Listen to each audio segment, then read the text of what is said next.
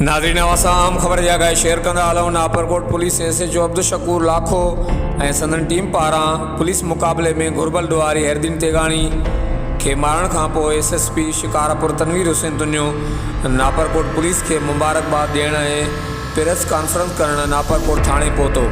SSP Shikarpur नापरकोट SHO Abdul शकूर लाखो ऐं संदसि टीम खे कामयाबी ते मुबारकबाद ॾेई गुलनि जा हार पाराया। इन हवाले सां SSP शिकारपुर मीडिया सां ख़सूसी ॻाल्हि ॿोल कई आहे। अचो त ॿुधूं था। कोट थाने जे SHO अब्दुल शकूर ऐं हुनजी टीम खे मुबारकबाद पेश था कयूं त हुननि तमामु सुठो कमु कयो आहे। माज़ी में बि हुननि तमामु सुठा कम कया, तमामु वॾा कम कया आहिनि। ऐं तव्हांखे ॿुधाईंदो हलां त डिस्ट्रिक्ट शिकारपुर हिकिड़ो अहिड़ो डिस्ट्रिक्ट आहे जेका जंहिं में मुंहिंजे ख़्याल में लॉ एंड ऑर्डर सिचुएशन ॾाढी ख़राबु माज़ी में रही आहे काफ़ी सालनि खां वठी। ऐं काफ़ी सालनि खां वठी हिते अमन अमान जे जेके हवाले सां जेके मसइला मसाइल आहिनि उन्हनि जे हवाले सां शिकारपुर काफ़ी मीडिया में मशहूरु रहियो आहे। ख़ासि तौर ते धाड़ेलनि जी हिते जेको होल्ड हुयो काफ़ी सालनि खां वठी हुयो। अॻुवा बराए तावान जा जेके वाक़िया हुआ उहे थींदा रहिया आहिनि। उनखां अलावा हिते क़बाइली झेड़ा ऐं उनखां अलावा हिते स्ट्रीट क्राइम, मोटरसाइकिल स्नैचिंग खां वठी काफ़ी सारियूं शयूं आहिनि। लास्ट 8 महीननि में पुलिस तमामु सुठो कमु कयो आहे। थोरे जो असां वटि पुलिस जी कमी बि आहे, उनजे बावजूदि बि पुलिस तमामु सुठो कमु कयो आहे। मां तमामु जेके पुलिस जा जवान आहिनि, शिकारपुर पुलिस जा जेके थाणनि ते ड्यूटियूं कनि था, उन सभिनी खे सलाम पेश कयां थो। ऐं मुंहिंजी दिली ख़्वाहिश आहे त हिकु पुलिस अफ़सर खे को सोनो जो को ताज पारायूं जेके राति जो तमामु घणी थधि में कमु कनि था। असां वटि टेम्परेचर राति जो काफ़ी सारो घटि थिए थो, कचे जे हंध में तव्हां ॾिसंदो त हू ॾुखियनि हालात में पियल आहिनि। ऐं तव्हां ॾिठो त हिन में मुंहिंजी को बि नाहे, पर पुलिस जेको आहे कमु करे रही आहे। मां पुलिस खे ई ख़राज तहसीन पेश कयां थो। ऐं इहा उहा पुलिस आहे जंहिं 8 महीननि में मुख़्तलिफ़ जॻहुनि ते पुलिस मुक़ाबलनि में काफ़ी सारा धाड़ेलनि खे अंजाम ते पहुचायो आहे। हिते वॾे में वॾो जेको मसइलो रहियो आहे नापरकोट कानपुर जे एरिया में, उहो अॻुवा बराए तावान ख़ासि तौर ते औरताणी आवाज़ में जेके घुराए करे माण्हुनि खे अॻुवा कंदा आहिनि, उन में काफ़ी हद ताईं कमी आई आहे। उनजा काफ़ी गैंग्स पुलिस बस्ट कया। ऐं कचे में ख़ासि तौर ते असांजो नापरकोट जो जेको कचो आहे मशहूरु रहियो आहे माज़ी में, उनजी आसे पासे पिकेटिंग जे ज़रिए अंदरि एक्सेस जेको आहे असां वधाए रहिया आहियूं। ऐं मूंखे उमेदु आहे त कुझु सालनि में जेको शिकारपुर ज़िलो आहे उनजो जेको तक़ाबलो जेको आहे सिंध जा जेके ॿिया नॉर्मल डिस्ट्रिक्ट्स आहिनि, बदीना ऐं अहिड़े क़िस्म जा डिस्ट्रिक्ट्स आहिनि, उन सां कयो वेंदो। पुलिस जी जेका हिते रिट हुई उहा ॿाहिरि आहे, उनखे चैलेंज कयो वियो। काफ़ी महीना पहिरियों तव्हां ॾिठो त APCs कैप्चर थियूं ऐं उनखां गॾोगॾु पुलिस जा जवाननि जो हौसलो काफ़ी हेठि हुयो। पर वरी बि उन्हनि पुलिस शिकारपुर पुलिस खे वरी बि सलाम आहे जो न एॾी सारी शहादतूं 107 माण्हू शहीद थी चुका आहिनि न ताईं शिकारपुर डिस्ट्रिक्ट में। पर यकीन कंदो कंहिं बि ज़िले में एतिरो तइदादु न हूंदो जेतिरो शिकारपुर में आहे। पर उनजे बावजूदि बि हिननि तमामु सुठो कमु कयो आहे, वरी महिनत कई आहे। टियों ॾींहुं बि तव्हां ॾिठो राति जो पुलिस एनकाउंटर में 2 डकैट्स जेको आहे उहो मारिजी विया। उन मां हिकिड़े ते 15 लख रुपया इनाम जी सिफ़ारिश हुई ऐं उन पुलिस अफ़सर जी हिकिड़ी इंजरी में मुलविस हुयो। उनखां अलावा बि ॿिया काफ़ी सारा अहिड़ा माण्हू आहिनि जिन के ख़िलाफ़ पुलिस एक्शन हली रहियो आहे। जेॾी वॾी बीमारी आहे उनखे ठीकु थियण में थोरो ई टाइम लॻंदो। मूंखे उमेदु आहे कुझु नेक्स्ट 2 महीननि में पुलिस अञा सुठो कमु कंदी। कचे में पुलिस जो जेको माज़ी में ऑपरेशन्स थींदा रहिया उनखां ई डिफरेंट आहे। स्लोली ग्रेजुअली ऐं मुस्तक़िल बुनियादनि ते कमु थी रहियो आहे। कानपुर जो रोड तमामु घणो डिस्टर्ब हूंदो हुयो लास्ट काफ़ी महीननि खां वठी। तव्हां ॾिठो आहे त हुन लाइ हिते का बि वाधात अहिड़े क़िस्म जी न थी सघी आहे। इन में सभ खां पहिरियों त आउं क्रेडिट ॾियां थो तव्हांजी पुलिस खे। असां गॾोगॾु काफ़ी असांजा जवान जिन राति जो ॾुखे हालात में ड्यूटी करे रहिया आहिनि।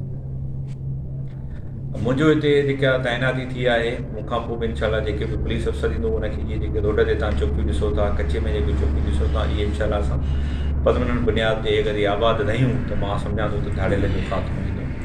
तव्हांजे मीडिया जा काफ़ी सारा व्यूअर्स आहिनि, मां सम्झां थो त उन ज़रिए मां हिकिड़ो पैगाम ॾोहारनि खे इहो ॾींदुमि त हू सरेंडर कनि। जेको बि सरेंडर कंदो वेंदो उनखे नॉर्मल ज़िंदगी गुज़ारण जो असां मौक़ो ॾींदासीं। उन सां कंहिं क़िस्म जी का बि ज़्यादती न थींदी। अक्सर ॾोहारनि जो ख़्यालु आहे त असां न पकड़िजी वेंदासीं, पुलिस असां ताईं न पहुचंदी, ईअं न आहे। ऐं पुलिस जेको आहे स्लोली ग्रेजुअली उन्हनि धाड़ेलनि जे घरनि जे क़रीब अची मिठी वेठी आहे। कंहिं न कंहिं ॾींहुं इहो ज़ाहिर आहे पुलिस जी प्रेज़ेंस सां एक्सेसिबिलिटी सां कचे में अंदरि वञण सां उन्हनि सां बि असांजो कॾहिं न कॾहिं टकराव थींदो। बहितर इहो आहे त पंहिंजे ॿारनि खे यतीम कराइण खां बहितर आहे त पुलिस अॻियां सरेंडर कनि। ऐं उन्हनि सां वाइदो थो कयां उन्हनि खे कंहिं क़िस्म जी न हुते टॉर्चर कयो वेंदो, न हुनजी बेइज़ती कई वेंदी, न उन्हनि खे कंहिं बि कूड़नि केसनि में चालान कयो वेंदो, बल्कि उन्हनि खे सिंपली असां जेके मुंहिंजा केस आहिनि उन में असां मोकिलींदासीं। ॿियो असां वटि प्रॉब्लम हिते आहे क़बाइली झड़नि जे हवाले सां। हिते काफ़ी माण्हू जेको आहे उहो इन्वॉल्व आहिनि क़बाइली झड़नि में। उन्हनि सां बि इहा ई आहे त असां वटि अनफॉर्चुनेटली माहौल अहिड़े क़िस्म जो जुड़ी वियो आहे जो उन्हनि पंहिंजा नंढे हिकिड़ी अनाज जे लाइ माण्हुनि खे क़त्लेआम कनि था।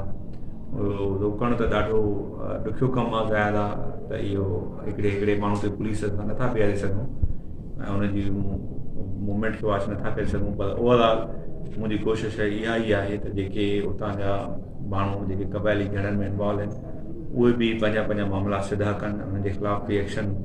तव्हां ॾिठो गढ़ी यासीन में अनफॉर्चुनेटली असांजो पुलिस जो जवान बि शहीद कयो वियो। मस्जिद जे अंदरि मस्जिद जी बेहरमती कई वई, असां उनजी मज़म्मत कयूं था। ऐं हिकिड़ी जेका आवाम या मीडिया जा जेके दोस्त आहिनि उन्हनि खे गुज़ारिश इहा आहे त असीं इंसान आहियूं। पुलिस बि इंसान हुजण जे करे हिकिड़ी ग़लती उन्हनि खां बि थिए थी ऐं उन ते तमामु घणी तनक़ीद बि कई वञे थी।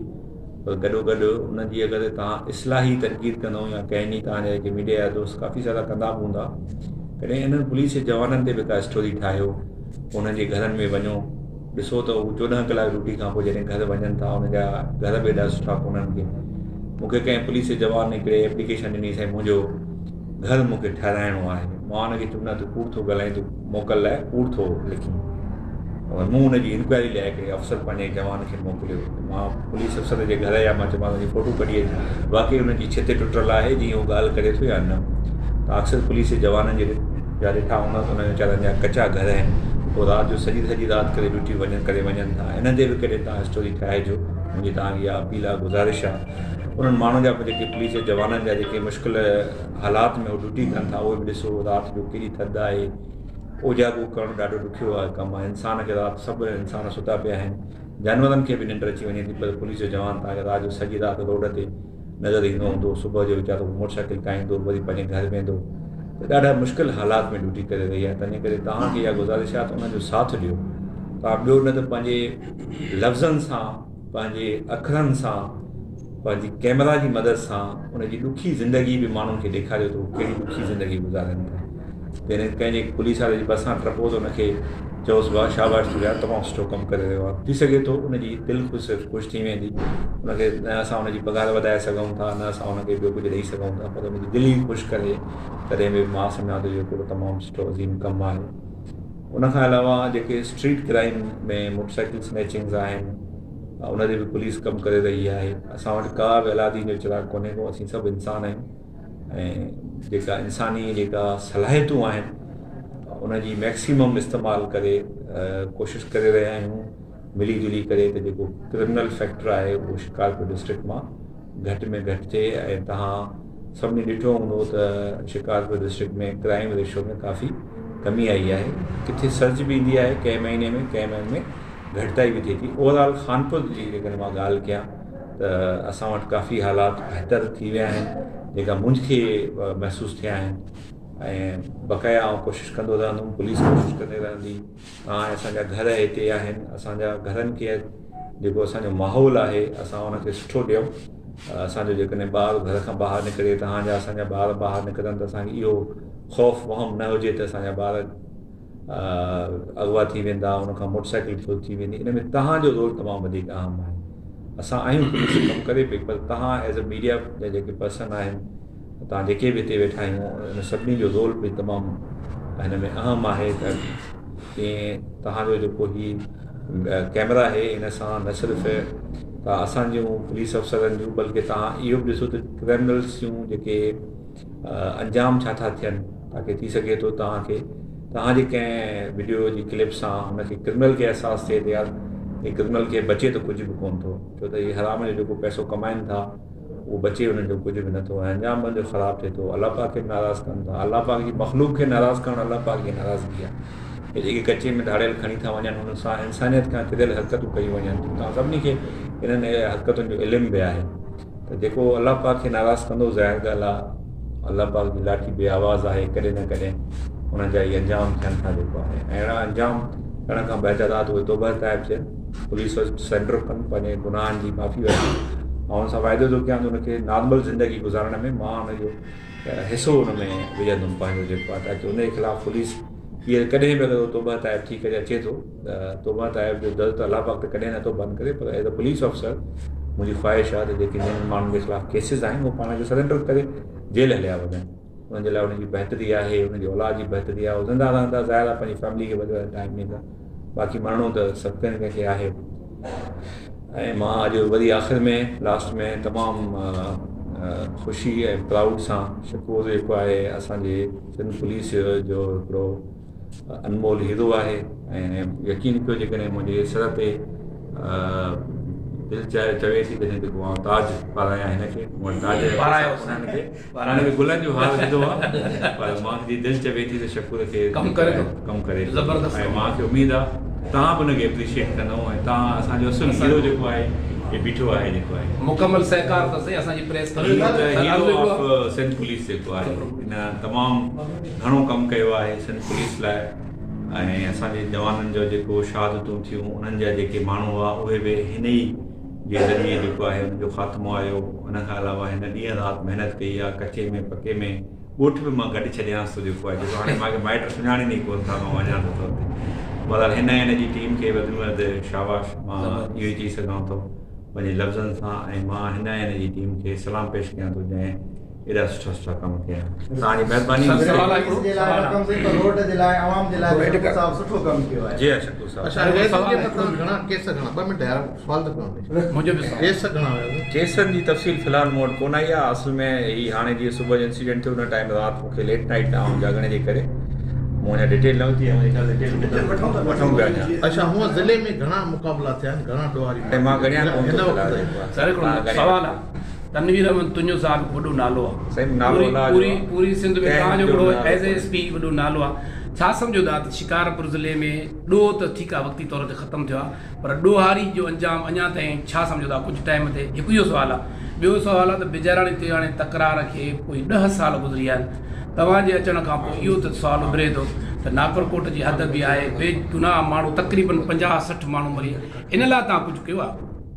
सही मां सरदारनि सां नमाज़ पढ़ी दुआ घुरंदुमि ऐं मुंहिंजी इनशाअल्लाह दुआ जेको आहे नमाज़ खां पोइ ज़रूरु क़बूल थींदी। मां सभिनी जेके तकरार आहिनि हिन जे लाइ एज़ अ पुलिस ऑफिसर कमु बि कंदुमि पर दुआ बि कंदुमि त इहे जल्दी जल्दी ख़तमु थियनि। दुआ जी रिकॉर्ड जीअं आहे त तव्हां शेयर कयूं था। मूंखे हिकिड़ी मीटिंग में वञिणो आहे इन करे I am sorry. Thank U.